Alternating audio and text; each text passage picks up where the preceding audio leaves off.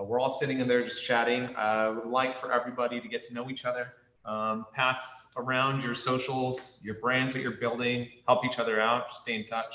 That's been the best part about the Hundreds TV is that we have been able to connect so many different kinds of people from around the world who all have the Hundreds in common, but really more than anything are seeking some type of connection, and especially when it comes to brand building or helping each other pursue whatever dreams that they're working on. Also being there for each other in some of the harder, more frustrating times of life, which is really what 2020 is all about. You are watching Office Hours every Monday, 4 p.m. Pacific Standard Time. I come at you live. I just talk to you about what's on my mind, what's been happening, what's happening within the company and the brand.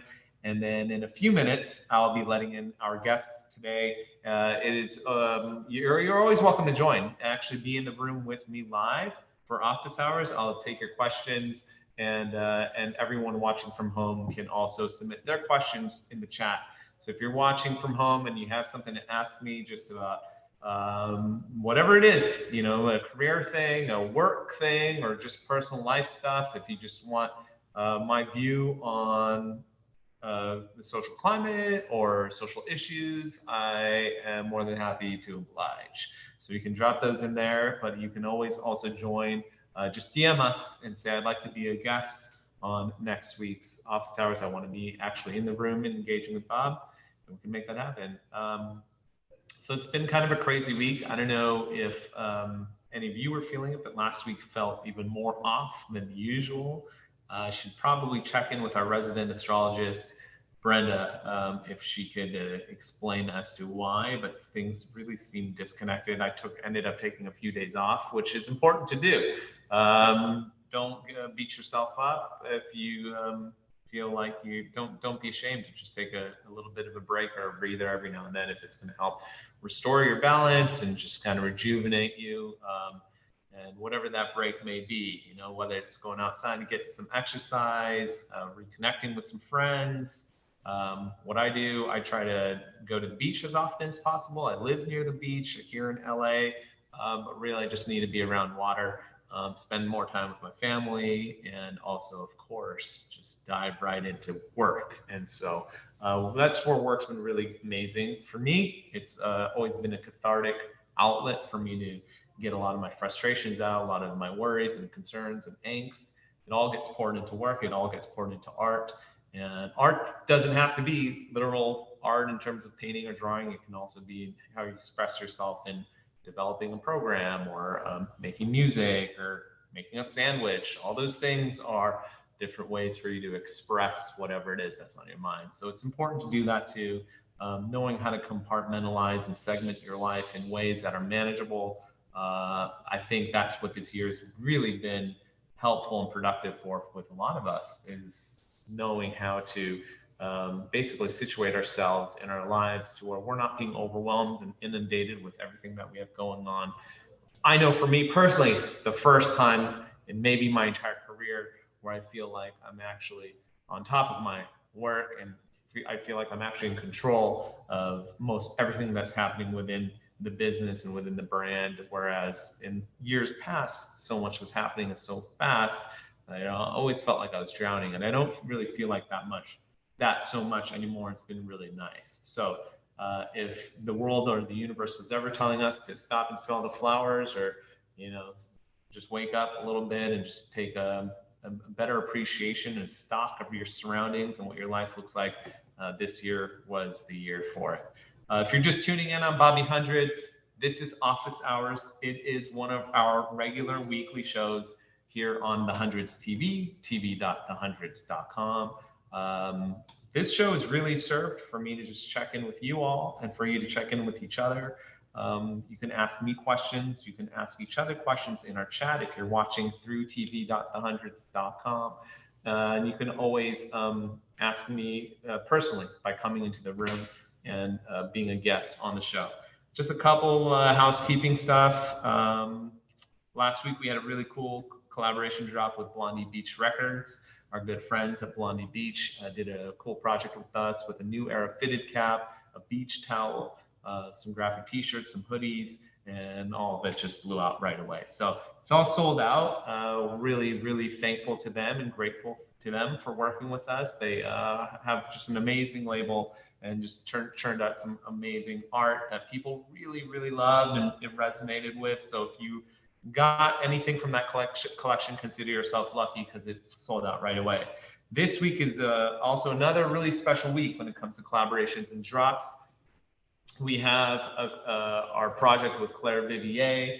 Claire V is the name of her bag company, and she has been making these bags pretty much since we started in the hundreds here out of LA. Everything's made in Los Angeles. It's really high quality leather. The graphic all over print treatment to it is a very streetwear forward aesthetic that is something that's very much in the hundreds. The sign painting comes from different LA based painted windows. And Claire Vivier is known also for driving around Europe, and she would take pictures of sign painting, actual handcrafted signs, and making graphics out of those in French usually. And so we did ours as a mashup of her sayings in French, her sayings as a brand from Claire V, and ours just from an Angelino perspective, and also the hundreds.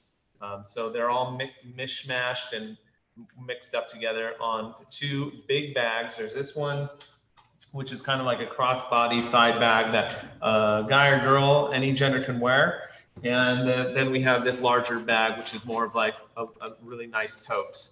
But we'll be getting more into these throughout the week. If you're following us on the hundreds across all our social channels, we've been giving a little bit of a sneak peek of this project. It's going to sell out right away. It's pricier than a lot of the stuff that we've usually offered, and it's for a reason. These are super duper high quality bags that anyone can wear. So really excited about the project.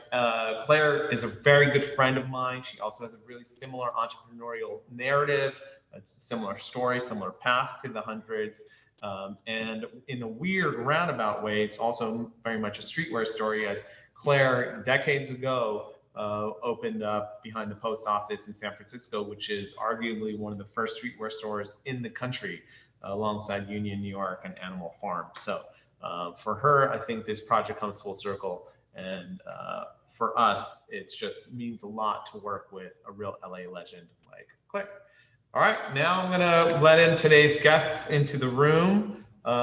Again, if you ever want to be a guest, please just ask. You can just DM us at the hundreds on our social channels. And we'll add you to the next week's list. And you can always reach me. You can also text me if you live here in the States. It's 323-310-2844. I'm always available. And of course, if you have a question from home, you can just drop it in right into the chat. And Andrew, who is our moderator, is going to throw that question at me later on in the show. If you're just watching Office Hours, I just let in today's guests who probably have some questions, and I will begin with one of you now. Well, first of all, Bobby, congrats. This is your 10th episode of Office Hours. Well, okay. I didn't realize that. That's nice. And we have some quick... Hey. Oh, hold on. How's it going? Midas? Are we talking to Midas first? Yeah, let's go to Midas first. Okay, cool. What's up, Hey, Midas? how you doing, Bobby? I'm good. How are you, man? Oh, man, this is crazy, man. I don't even know what to say right now, man. Oh, my gosh. Where are you from? I'm from Prince George's County, Maryland, but I currently live in Houston, Texas. I've been out here for about 5 years now. Okay. All right. Where are you from, Bobby?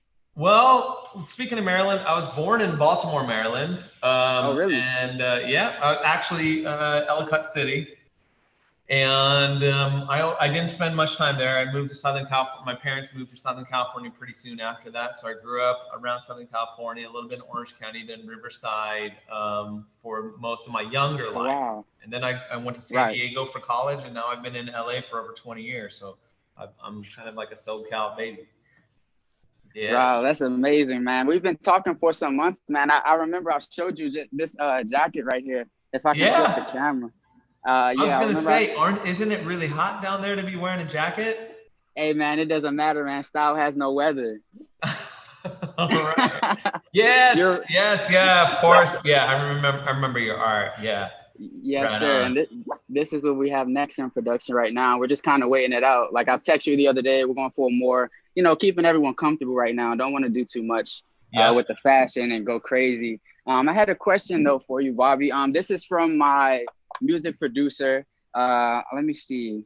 His first question was, has the Hundreds ever experienced a scenario where there is a downtime in production? If so, what is done or utilized so that future products are to be brought more frequently? Yeah, this happens all the time. It actually happened, it's been happening even since before COVID. There have been moments or seasons where there's just crop shortages, like a cotton shortage in India, which affects production in China.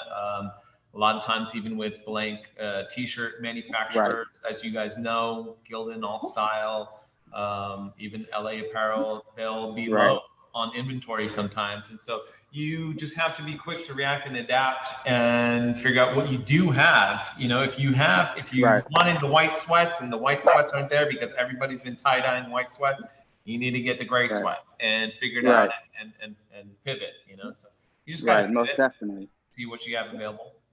Right. My personal question I had was, it's a two-part question. What does Universal Visionaries have to do to get a collab with the Hundreds? I know that we have to, create our own platform, et cetera, but what do we have to do to really get a collab with the Hundreds? Because I have this drawing here that I showed you a while ago, but I know my team, my graphic designer, my creative director, I know they have so many other ideas. Like, oh man. And we would just like to. Did you drop? Can we drop your social handle so everyone knows to follow your brand? Yes, most definitely. On Instagram, it'll be at UV_vision. Again, that's at UV_vision, and you'll be able to see the entire team right there. Outside of that, we're called Universal Vision. If you're watching on the Hundreds TV, we're going to drop it in the chat too, so you can just click on it, tv.thehundreds.com. You can follow Midas's brand. Well, in terms of, I get asked that question a lot, right? Like, how can we come up and collaborate with the Hundreds? It's not as simple as just like, let's do it, because I probably get hit up with around 30 to 50 of those a day where someone's like, I got a brand, let's collaborate. Like any collaboration in life, like any relationship built, it just takes time. It takes time with getting to know the person, being aware of their art, seeing them making their moves out in the marketplace. And it's, as corny as it sounds, the universe eventually will bring us together. We also plan collaborations out years in advance. Like we're already a year to 2 years ahead with projects that we have going on. So within that time, you just put in the work and make it so you do such great work that it's impossible to ignore you, is what I say. Like, make it so that I'm beating down your door, not that you're beating on my door, if that makes sense. Because we're ready to put this the 8-point star eyes on the atom bomb, man. We're just waiting for the approval. Where are you doing all your embroidery at?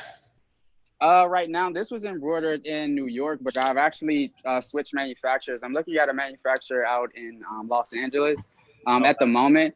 But like I said, I'm really just trying to make sure that everything is, ready to go, permanently, because the goal is to really, Universal Visionaries really stems off of a community that, the Hundreds initially inspired us through.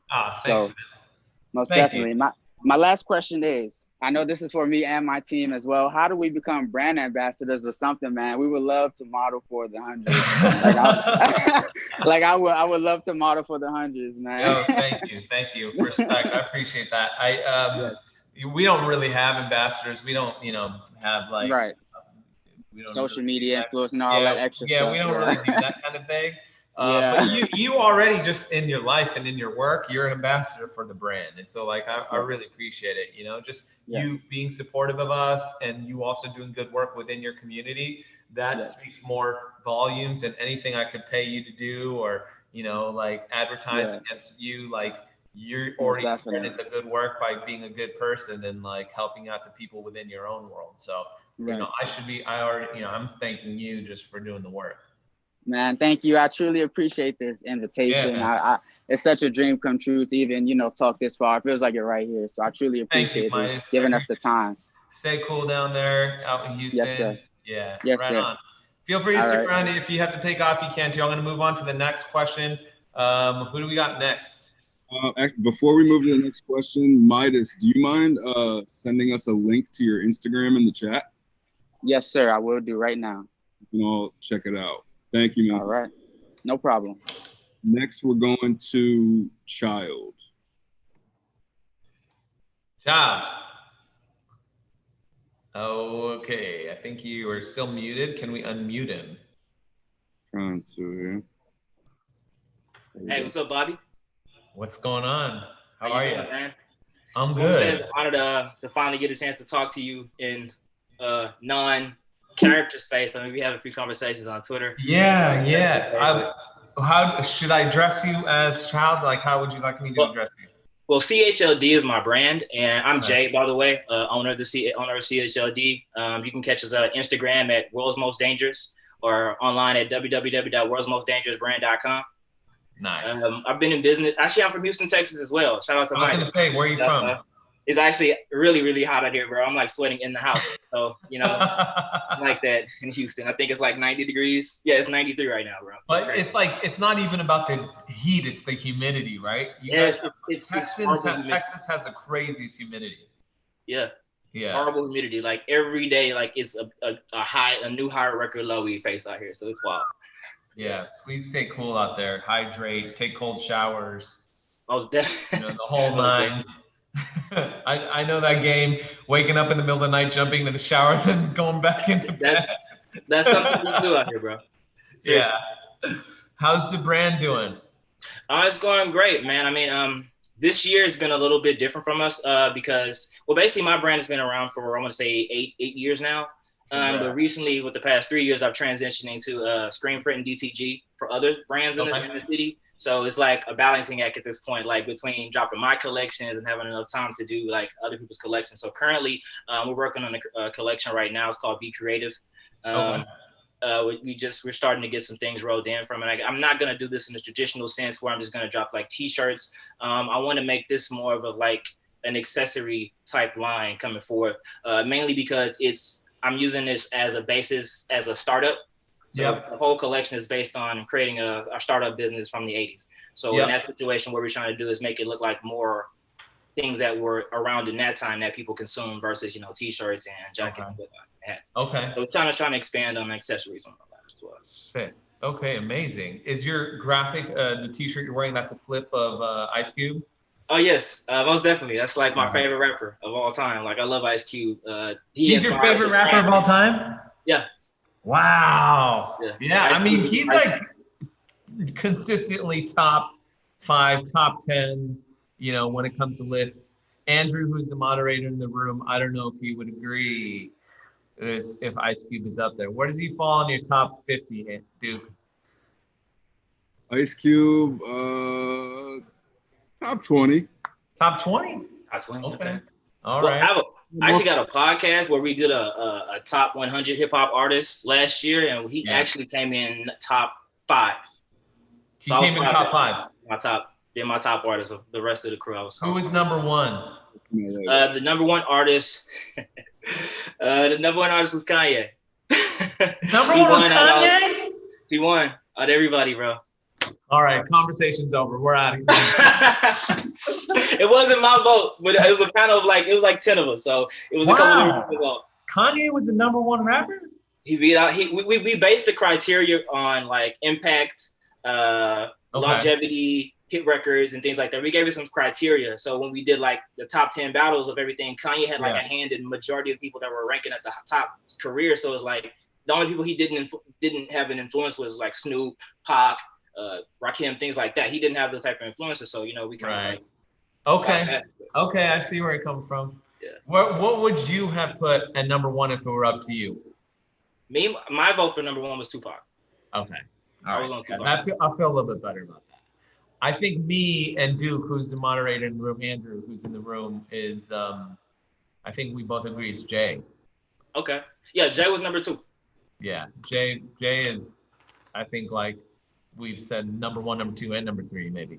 Like he's just you can't go wrong. Yeah, you can't go wrong with Jay. Anyways, Jay, speaking of Jay, do you have a question about your brand or anything in particular?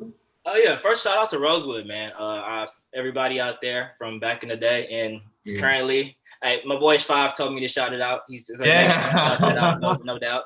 So had to do it for them. But first off, the first question I had, like, how do you feel like with the current climate of the country and the current climate of the world? How do you feel with the huge presence of the Black influence in streetwear? Like, I see a lot of brands right now, like, you know, they're having an opportunity to speak their voice in a different way, which they haven't had in the past. And me personally, I'm in my social issues are embedded in my brand. Like, as you can see, this is the Ice Cube tee. Like, this is one of like many out of collections and past collections that I've done like that are influenced by like culture and also influenced by like the plight of things that Black Americans go through in the country. How do you feel with, you know, seeing the big influence? Because I feel like at one point it should have been like a more like, I feel like it's an everyday thing that should be discussed versus like for the time period now. How do you feel with everything coming to head? Do you feel like it's more of a just how streetwear was? Because I feel like in a way, like I see a lot of rebellion in it and I love it. And I feel like that's what got me into streetwear when I was younger in the first place, the rebellionism. So I look at that situation and put everything together. And like, I love the energy that everybody's bringing, but at the same time, it's like, do you feel like this is going to continue, or do you feel like the current climate will actually maybe end at one point? I actually think it's not a trend. Okay. And I hope and I will work towards it to not be a trend. I think I remember I'm old, and I remember a time in this country growing up where rap music, hip hop culture was deemed a trend by larger mainstream media, by people in power.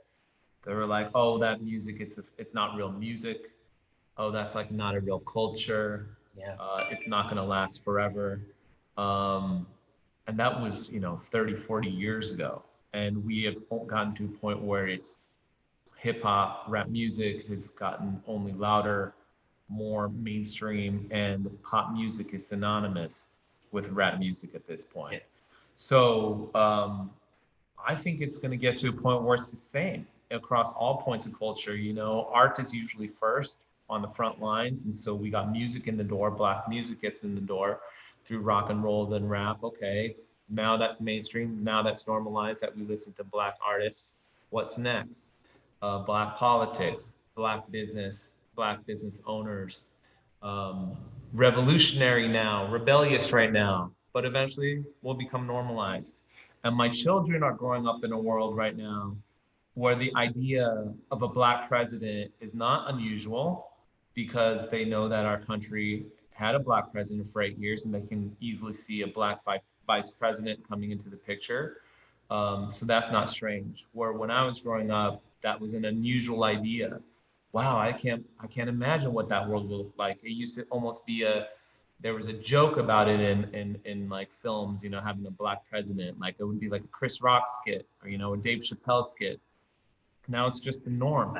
And so I think, and this is just my hope and my wish, but I really think it's also going to be a truth and reality that in the next 20, 30 years, it's going to be very much normalized to see Black men, Black women in positions of power, positions of ownership, fashion just being dominated by Black people, because Black people inspired so much of style and fashion movements for so long and went uncredited for it. Even if they're credited, they did not partake in the ownership around it, So I don't know. I mean, I just think that it's going to become more of a consistent part of the conversation, and this is, we're all really excited for that.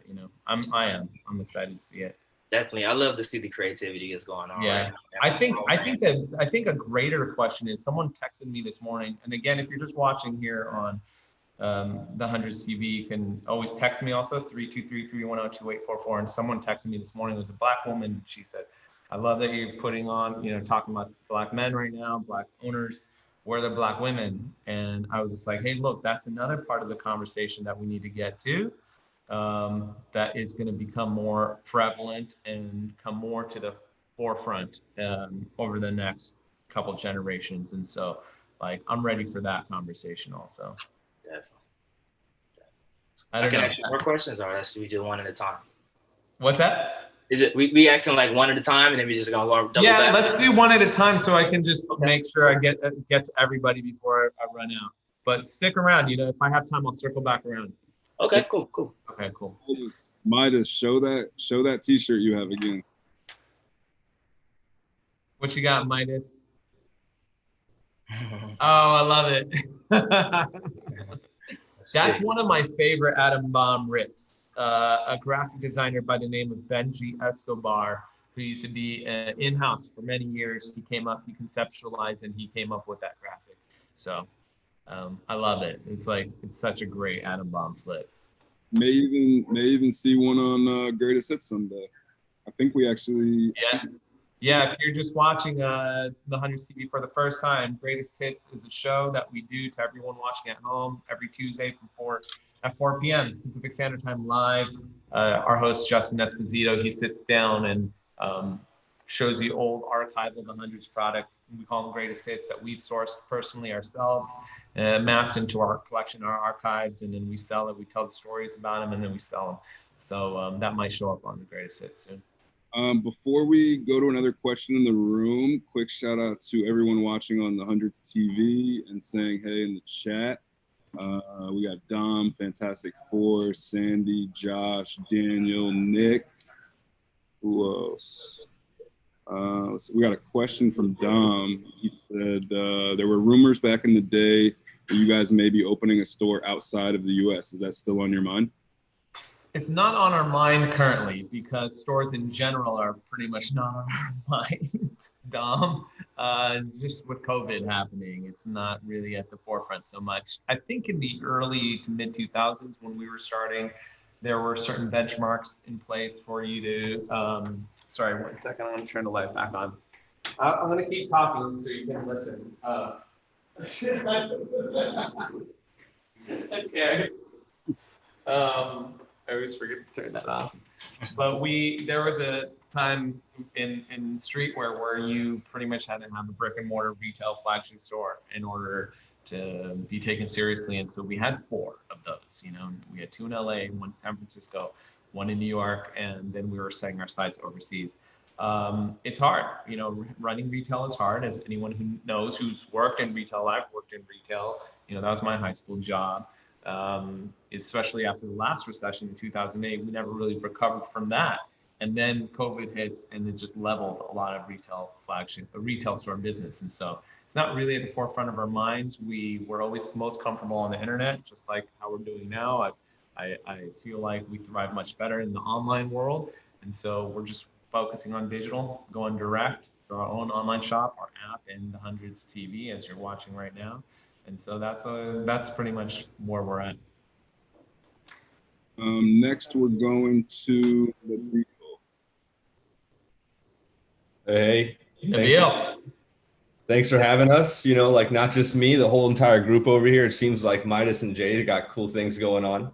Dude, they're so cool, even though they're so hot down in Houston. Where are you? Oh my God, wait, I might be down the street from you. I'm over here in Los Angeles, but I followed Garcetti's rules and all my lights are off, my AC's off, my fan's off. Man.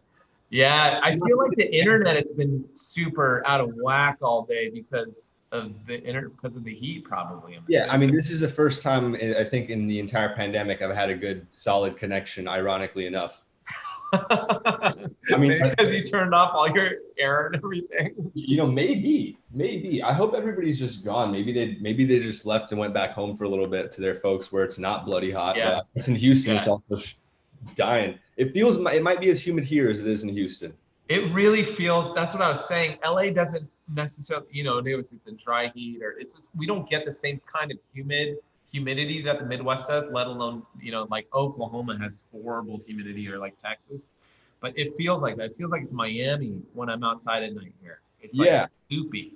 No, I get it. And I'm not used to it. I'm in Miami for maybe one day and then I'm out. Yeah.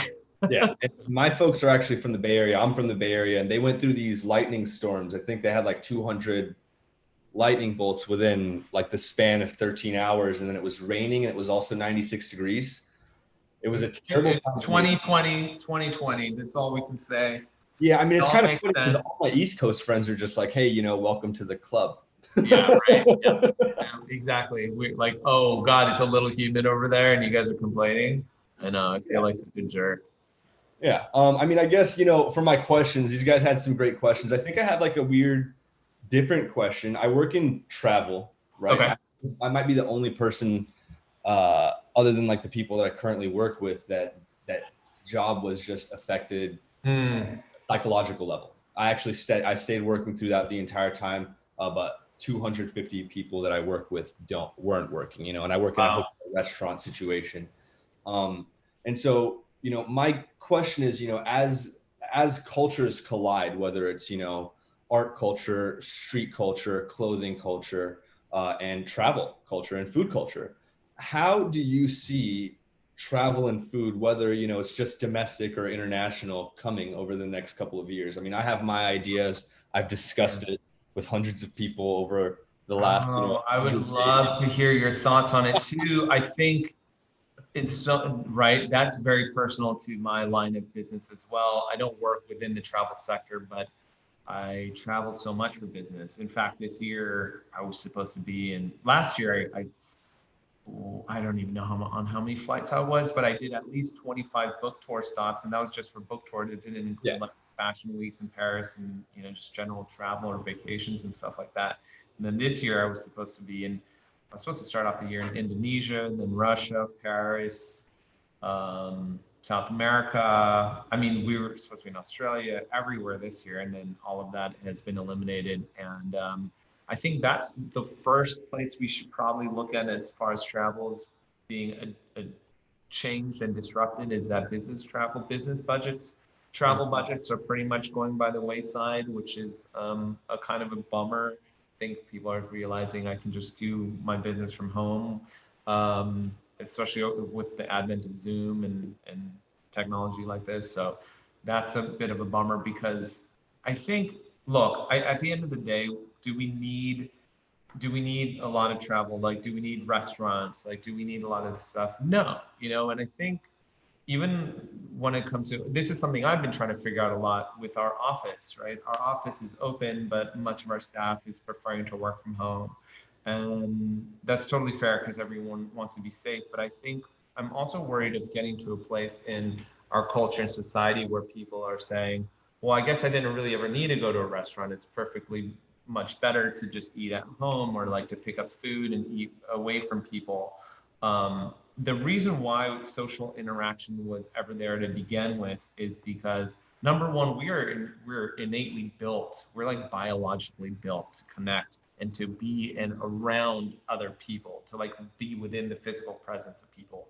And when you have that, something happens as far as creativity goes, as far as ideas come from, as far as just your general welfare, your emotional well-being, your mental health. A lot of those things come from just having a physical community present around you. And so it is annoying to be in a movie theater, when you can just watch from the comfort of your home. But there is also something that comes with the experience and the journey and the process of watching a movie with 200 other people, hearing them laugh at the same time, and feeling like you're a part and a member of society. And so I think with the internet continuing to push us apart and separate us, in a lot of ways, it's also made us feel more isolated. It's also made us feel more polarized, which is why I think online usage has gone up something like 80% of everyone's lives. Like everyone is exponentially more on the internet this year, understandably, and it's only made us feel worse. And it's because we feel more comfortable because, oh, we're home and we don't have to, sit next to someone in a restaurant. We can just be in the comfort of our rooms by ourselves.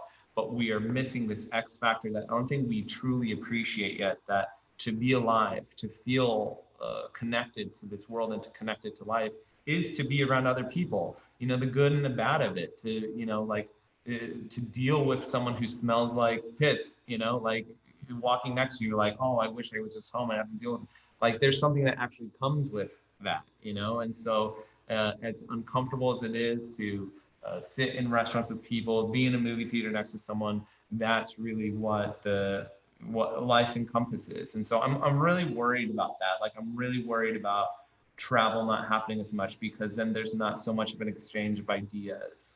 You know, when people talk to me about inspiration and they're like, where do you get inspired from?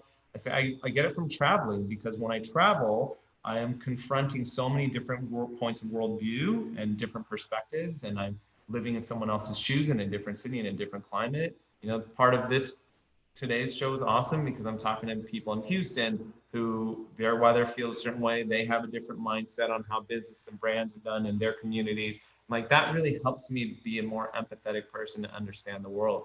If we cut out travel, you know, like it's just not going to add character to people. I just think we need that. Right. Yeah. I mean, it comes from the many interactions that we have, you know, with our lives, with our families. It's as simple as going out to a restaurant and how that's kind of changed, and how when we're dining outside, and if we're even doing that, and if we're even comfortable with that. Yeah. I don't know. It's very different for me as well, especially because, you know, we want things to change for the better, but it's going to be harder. Yeah. And, you know, it's the interactions that we do need. That's why I feel like the beginning part of this whole period of the pandemic, not just was, you know, hurting small business, but it was hurting our ability to grow, whether it's, you know, students or business owners or people that are even venture capitalists, for lack of care in the world, or standing on lack thereof. Yeah, exactly. But, you know, it's a real kind of thing. And otherwise, I'm glad the team is doing well. You know, I'm actually down the street from Fairfax. So all those places in your area, you know, we're trying to support them as much as possible. I'm going to go pick up ramen from Tatsu very soon. Oh, nice. You know, like, look, hey, Fairfax is like a really hopeful testament to perhaps a world that may come, which is, although the foot traffic is down, there are people who are still out and about. They still want to do something. They want to actually participate in society, see other people, be around cool kids. And so our store just reopened a couple weeks ago, and we're keeping everything really distanced and safe, you know, following all the protocol. But it's been really active and energetic, you know. And so there are still a lot of people in this population who are realizing that it is important to engage with society, to be, you know, to not be antisocial, to be actually a contributive member, to talk to other people, to make new friends. Like that is important. That's what makes the world turn. So once again, Fairfax leading the pack. Yeah, I mean, look, hey, I'm just gonna say it. Everybody needs to embrace this NBA bubble lifestyle for a little bit. That's it. That's it. It's you go, lifestyle, you know? You know, I don't have literally anybody to shout out or any brand of my own, but one of my buddies, Rob, is doing this really, really cool thing. He just started this micro label, I want to say a couple of years ago. And what he does is he releases cassettes for local Bay Area artists. Oh, wow. That means a lot to me because me and Rob grew up like playing soccer together, walking to practice together, walking back from practice together. Our families got super close. So he's doing big things. At Waters_and_records. Really cool guy. And thank you for having me. Thank you, guys. Thanks, Nabil. Thank you, guys. Keep on doing these things, all you guys that are out over there in Houston, whoever's coming up next. Right on, Nabil. Thank you. All right, who else do we got today? Or do you want to take another question from the chat, Duke? And Nabil, will you drop the Instagram you were talking about in the chat, and then I'll add it to the chat too. All right, so if you're just watching, I'm Bobby Hundreds. I'm the co-founder of The Hundreds. We're a 17-year-old men's streetwear brand. I used to say men's streetwear brand. I just say streetwear brand because everyone wears the brand now. So it's not just men, it's not just dudes anymore. You are watching The Hundreds TV, which we just started this year, tv.thehundreds.com. We do shows throughout the week. I host a couple of them. This is one of them every Monday, office hours, where I just tune in live from my office. On Thursdays, or actually on Wednesday nights at 9 p.m., we usually do a drop through thehundreds.com and through our official app at The Hundreds. I come out live on another show called Dropping In. I take you through the collection or whatever the release is. I explain the story behind it, sometimes have a special guest. But as you're buying the drop, you can watch me explain it and introduce it and debut it to you all. So tune into that as well. We have other shows. Saturday mornings is a really cool one with our friend Jackie. It's called Yoga with Miss Wang. She is a yoga instructor, and she does free yoga for everyone Saturday mornings, 9 a.m. to help you get centered and just kind of reset your brain and your mindset for the upcoming week. Shout out to Mel, Amanda, and Jimmy, also in the Hundreds TV chat. And we're going to go to Omar in a second here. But Bobby, do you want to grab one off the sheet? Those are all questions. Yes. Okay, yeah. We had some other questions come in from outside Lexi Sabrina is asking, in starting a brand, is it important to create or go by the book? I don't know if you meant literally by the book. You can go by my book. My book is called This Is Not a T-shirt, and it's available right now in paperback everywhere where books are sold, at your local bookstore, especially. If not, you can always buy it from Amazon and Barnes and Noble. But it's important to create or go by the book. I just say just start making stuff, like and don't try to do it according to how anyone else is doing it. It's funny because a lot of people come to me for advice, and the first thing I pretty much tell them is don't listen to anybody's advice, not even mine. Kind of just make it up and do what you want to do. In fact, try to go against what a lot of us established older brands have already been doing. That's what your job and your role is as a young brand, is to innovate in the space. It's not to follow the pattern and the system. Your job, your responsibility is to come in and disrupt the system. It's to break the rules. It's to keep established, older, experienced brands on their feet. Like you are supposed to make it harder for me. You're not supposed to come in as the rookie into the league and try to, give assists to LeBron. You're like trying to throw him off his feet. Like you want to break his ankles, right? And so that's the mindset you have when you're coming into the game, is how am I going to do completely opposite to where no one knows what I'm doing? Like when Steph entered the league and all of a sudden he changed the game, he was shooting from outside a lot, and everyone's like, all right, now the whole paradigm has shifted in that way. And now we all have to keep up. Now we have to work even harder. Like you should be making my life a living hell, is what I'm saying. So that's how you should be looking at it as you're coming to the game. Daniel the God is asking, can we get a sneak peek for Uno and DC Super Friends? If you've been following my Instagram at Bobby Hundreds, I sneak peeked what our collaboration and special projects list looks like for the end of the year. And two of those things that I mentioned were Uno cards and DC Super Friends. DC Super Friends is Batman, Wonder Woman, Aquaman, Joker, Superman, the whole lot of them. So we're doing a big project with them. We got a project with Britney Spears. That was not a typo. We have a project with Sanrio, which is Hello Kitty, Batsumaru, Karofi, Mark Riddick, the death metal artist. We're all over the board. I don't have sneak peeks of any of that stuff yet, unfortunately, but they are coming. I'll be dropping them through my Instagram first, so follow me.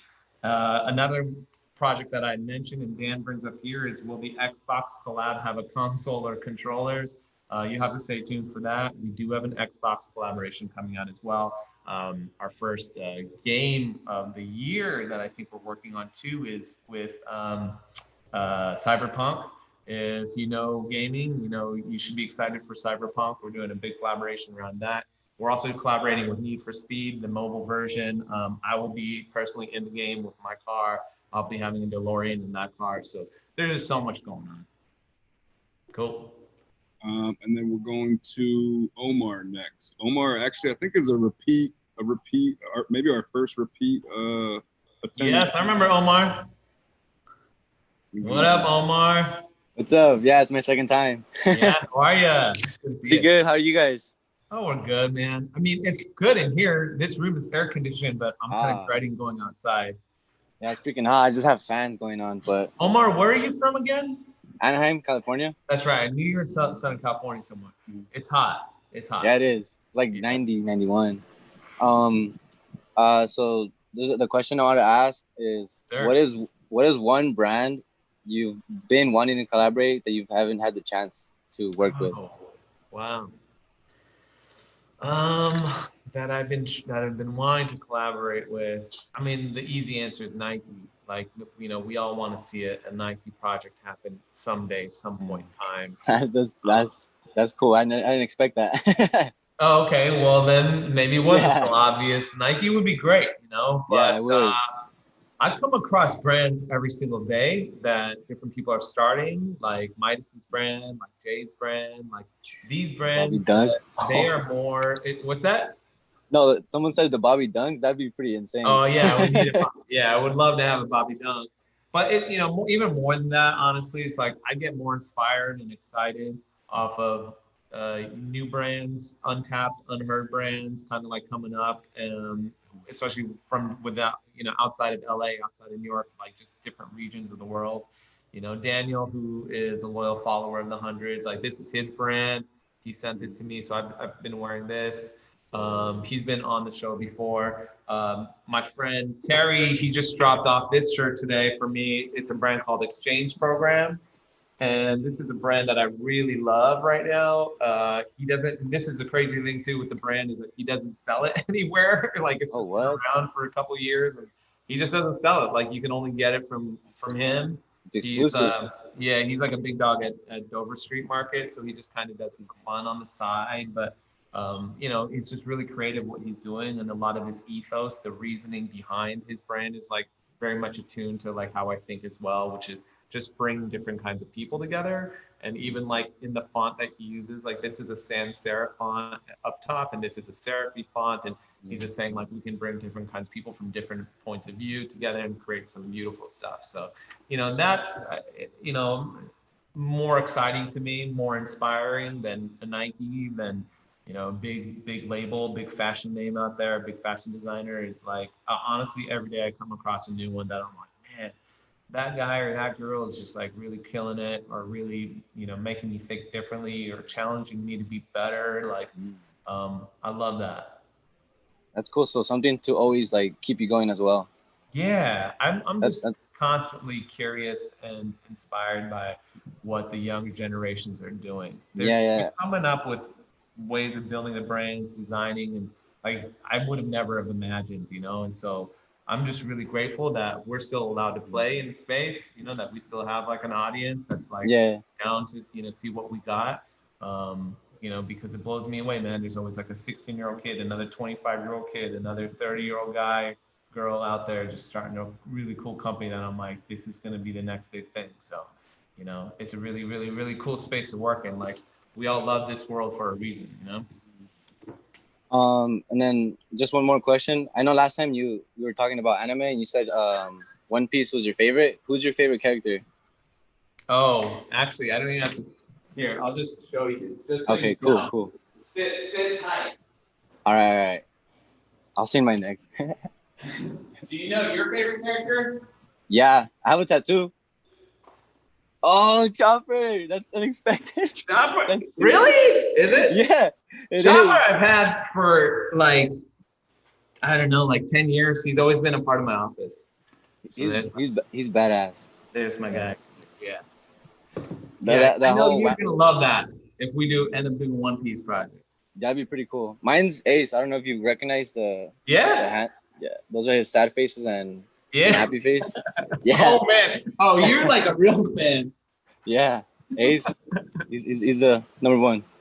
But yeah, and then just shout out to everybody. I like that everybody had those questions. Yes. It was amazing. Let me see. And then I'll show you guys another one like Ace. Oh, nice. Yeah. One more. But yeah, Wow. thank you for having me. Thanks, It was Omar. cool to come back. Always, hey man, you're always welcome. Thank you for joining in. Does Sure. Jay want to throw? I know Jay had one more question. If you wanted to throw it out there, Jay, before we sign off for the day. We have Jay and Midas had other questions, but we actually had a first-time question from Amanda Wandy in the TV chat. As a business owner, what fears have you faced moving towards your goals, and how do you manage them? I have a lot of fears. Just staying alive, just keeping the business around and making sure it exists in a month, in 2 months, 6 months, a year, especially during COVID. This year was pretty scary and a number of times, right? Especially being in fashion, which is the most volatile marketplace. Outside of COVID, it's already volatile. You know, when you're getting into fashion, the first thing you hear is that it had so many ups and downs, and you can literally be eliminated overnight. You know, you could be the biggest, and you can think of a million brands that have followed that type of trajectory. They were kind of the biggest thing, and everyone is wearing it, and then the next day they're pretty much non-existent, or they just disappeared. And that's just how fashion works. You know, that's the nature of the game. It's really fast rises and fast demise. So, you know, that's scary. But you know, I'm scared of. I think that's, although there are a lot of fears associated with running a business. Fears aren't a bad thing. Like fear can actually be an amazing motivator. It could be the best motivator in order to keep you stimulated, on your toes, challenged, continuing to move forward in life. You know, you can't be lazy in this game. You can't be lazy in business. I work harder now than I did when I started. You know, I tell people that I work twice as much now for half the money. It's much easier when you're young and you're like the new thing, the new kid on the block, and you have energy. You know, you're not married, you don't got kids, you got a mortgage, you don't got responsibilities, you don't have a staff. It's just you working out of a garage, and you're just like, you know, coming up with your own art and dreams and hopes and all that stuff. You more money, more problems, right? Like that's an old big quote, right? And so, yeah, I mean, I think there's a lot of fears. We all probably share them. They never quite go away. People think they're like, oh, you get to a certain point of success or certain type of notoriety, or you have, you know, your business is this big now, and you probably don't worry about a lot of things. No, you still worry about all the same things you worried about when you're first starting out. In fact, you worry about it more because you have more to lose. You're actually worrying less now because you don't realize that you have less to lose. Like you're probably just putting you're all into it, you know, and I can't do that so much anymore. Like it's not really just up to me. It's not just my project. It's not just my business or brand to do whatever I want with it anymore. I'm responsible to my staff and all their families. I'm responsible to our customers. I'm responsible to people watching this, you know, to run a good brand and make sure I don't embarrass anybody and give stuff, you know, continue giving you stuff that you love and that you feel like you're proud to be associated with this company. So, you know, there's a lot of pressure that comes with it.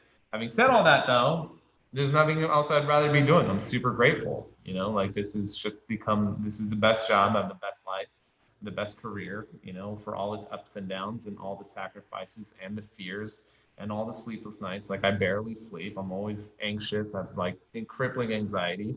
You know, for all of that, I would still be doing this. I'm so happy to be doing it every day. Thanks, Amanda. Thanks, Ken. You want to take any more? You got somebody hold off keep some till next week? Yeah, we can hold off till next week. I'll take Jay's last question if that's cool. Yeah, and then Midas, drop your question in the chat and we'll make sure Bobby answers it next week on the show. Yes, that'd be cool, Midas. Thank you. Yeah. Okay, so I can go ahead and say, okay. Go ahead, Jay. What's up? So as a small brand, like as I'm a smaller brand, what tips do you have or any type of marketing strategies that you would say would be good to use in this climate to help expand your brand to become larger? I'm cool with like the unorthodox way of doing things. I mean, yeah, my brand didn't have a logo till like a year and a half ago. Like I was cool with like going the unorthodox route or streetwear, trying to make your own lane. What advice or any type of tips or marketing that you have that help you expand your brand? Yeah, it's about being resourceful, right? So the key to this business and just to life, especially right now, the pandemic has proven anything. And this is a lesson I was giving my children this weekend. I was like, the ones who are going to win, who are going to succeed after all this is said and done, are those who are most easily to adapt, who are most moldable, who can be quick to react to situations, right? You can't be stuck in old ways. The rules are really changing every single day. The goalposts are constantly moving, right? It's not the same game. Like the advice I give you today, it's completely different tomorrow. Can you adapt to that? And it takes a certain emotional quotient to be able to do that. You know, not everyone's equipped to do it. A lot of people want to resist. A lot of people like being tied to traditions, and a lot of people like doing things the old way. They want to make America great again, like how we used to be. No, we want to make it better for tomorrow and the next day, and we want to keep moving forward and proceed, you know? And so number one, being adaptive. Number two is just being mindful of what you have, the resources in front of you. So being resourceful. You know, some people come to me and they say, hey, I don't have this. I don't have a lot of money, so I can't advertise. You know, these were questions that were coming up when we were starting. You know, we had print magazines back then, and we were like, God, it costs $10,000 to advertise in a magazine. Nowadays, it'd be like, oh, it costs $10,000 to reach anybody on an Instagram direct targeted ad. I don't have the $10,000. Okay, so then don't do it that way. What do you have? Well, at my school, when Ben and I were starting, we had a copy machine. Let's just photocopy, on the school's dime, thousands of pieces of paper that say our website on it and post them up all over town. That's free. Like it literally cost us nothing. And it just required us a night or a couple nights to go out onto the town and staple up pieces of paper. We couldn't even afford stickers. So it was absolutely free. What do you have at your advantage? People. You have not maybe 500 or 5,000 or 5 million fans, but I'm sure you probably have 5 fans. They could be your mom or your dad, your brother, your sister, your best friend, your homie's girl, the little homie, the big homie. Like all these people are resources for you. They're all ambassadors. They are all connected with you. They have this relationship. Capitalize on it. And I'm not saying use your friends without them getting anything in return. There's always an exchange. Hey, dude, I'm gonna give you this free shirt. Can you just go out there and tell people about it? Wear it on your Instagram. Just tag me. And don't look at it like, oh, I only got 5 new followers today, or I only sold $5. That's 5 followers more than you had yesterday, and that's $5 more than you had an hour ago. It all accumulates and it all adds somewhere. And so the third thing I'd probably say is that, dude, it just takes time. Like you have to be able to be patient through all of this, especially just like my light continues to go off, you gotta be patient, in how this all works. But you have to be patient and disciplined, and I think that is, the existential threats that face the younger generations that they're most worried about. They're like, there's a looming recession, there's COVID, there's all this stuff, or retail stores are going out of business, so I got to move more direct online and sell through Shopify and all that. Like those aren't your problems. Your problems are that things take good brands, good businesses take a lot of time, and you have been raised and basically institutionalized to think in a way where things have to happen immediately or they don't work at all. Right? So you have to unlearn a lot of that. Unlearn a lot of, oh, things have to be immediate. There's a score against it. Oh, if I don't have X amount of followers, I'm not popular. You have to unlearn that. So a lot of the things that social media and the internet have instilled upon all of us, but especially the younger generation, to think that this is the only way to be successful. This is the only sign that I'm making any type of progress. You have to unlearn all of it. That's the hard part. That's the hardest part about building a brand or a business today, is that everyone's got it so twisted and they think things have to happen overnight. If my brand isn't making a profit within a day, a month, a year, 10 years, then like it's a failure. It's not. Like, what is your definition of what failure is? It took us at the Hundreds 3 years to turn a profit, like to get into the green of like making $1. We were bleeding, hemorrhaging money up until then, just like living off school loans and living off of just like any money that we had saved up. We had saved up like $7,000 each between Ben and I, and just like churning that over and over and over again, like eating spam out of the closet. So like, what is success and failure to you? By today's standards, no brand would have lasted past that 3 years, because every day we were failing so hard, like just losing money, like hundreds, thousands of dollars. In my book, and people who've read my book know about this. I definitely have. There's a chapter about when we go to print our first shirts, right? Yeah. So that guy, it's our very first batch of shirts. We get to, our friend's gonna print them for us. We think we're gonna get a deal. He ends up ruining all the shirts. Dude, we were out of business before we began. Before we were even able to put one shirt into the marketplace, we lost 200 t-shirts.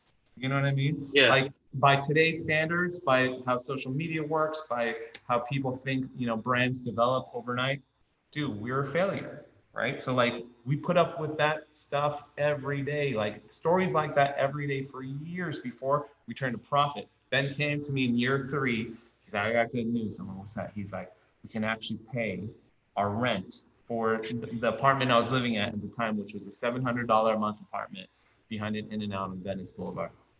I'm gonna pay the rent on the place where we are doing a bit like on our office. And I was just like, yo, we're rich, like that was like the biggest W for us.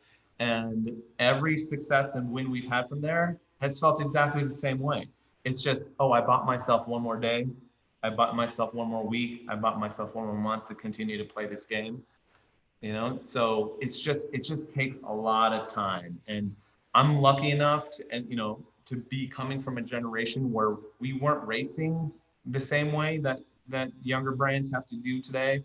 And there wasn't a scoreboard that everyone could see how popular you were by you have a certain amount of followers or any of that. Like your things were selling out at a certain amount of time. Like no, none of that. Like no one was comparing. It was just do your thing, you know, just do it. You're having fun. Just try to get to the next day. And we did that, you know, day after day. And then 17 years later, we're still here. But do I think I'm successful? No. Like, do I think we've made it? Absolutely not. There's so much more we've left to do. I still have no idea what I'm doing. You know, so it just the patience and the discipline, like that's what it takes. Okay. I definitely have a lot of patience. And actually, bro, like, back to what you were saying in the beginning, like taking photocopies and just putting it around. I actually just did that, I want to say about a week and a half ago, and I posted it on my Instagram, like me taking the copies of the new campaign. Nice. I've done that. So that's wild that you said that. Thank you for that. Thank you. That's awesome you did that. See? Yeah, it's on my page, man. You can check it out. Even back then, people were saying, oh, hey, you know, this was in the early 2000s. And people were like, why are you posting up pieces of paper? Don't you know the internet? It's out there. And it's, you know, the internet is where everyone's looking. I'm like, well, if everybody's looking over there, then I'm going to be over here. Yeah. Right? If everyone is advertising on Instagram, then I'm going to go post this poster over here because nobody else is doing it this way. You know, I'm going to reach more people this way, but I'm only going to scrape the surface with them. I might reach only 20 people this way, but I'm going to hit them deep, right? Like I could have sat for the last hour and posted a bunch on social media and gone live and talked to, you know, 6,000, 60,000 people, but like I would have barely like dented the surface with them. Instead, I sit in a room with the four of you guys, and we will probably all remember this conversation for many years. Definitely. Right? Like I'll see you, Nabil, I'll see you around town. Hopefully, Midas, I run into you at some point in Houston. If you come out this way, and be like, I remember you. I remember that conversation. I'd much rather have that than to barely scrape the surface with someone who's just scrubbing through the Instagram stories. Oh, there's another Bobby Hunter story. It's like, I don't need to do that. Why do I need to do that? Like, I'd much rather sit here with you, make a lifelong friend out of you, Jay. Like, hopefully 20, 30 years from now, we can still have a conversation. Like, that's more meaningful to me, right? So that's what it's about. I mean, you're a huge inspiration with me. I mean, I found the hundreds through the blog, like some of the very first blog posts that you've done, and I've followed that from. I don't remember the name of the web host that the pictures used to be on. I went so far back in the hundreds that the pictures no longer post. So I love the hundreds. Like I'm a big fan. So no worries. Thank you. Remember this forever. All right. Well, on that note, everybody, I really appreciate everyone for tuning in today to this episode of Office Hours. Come back again next week on Monday. I'll be doing it again. Buy my book. This week again, Claire V. and the Hundreds. This is a really cool project. It is not just for men, for women, it's for all genders, it's for all generations. It's a real LA story made here in LA. So check this out. I'll be back, and just tune into the Hundreds TV all week, tv.thehundreds.com. Thanks for tuning in. Thanks for everyone who's joined me in the room today.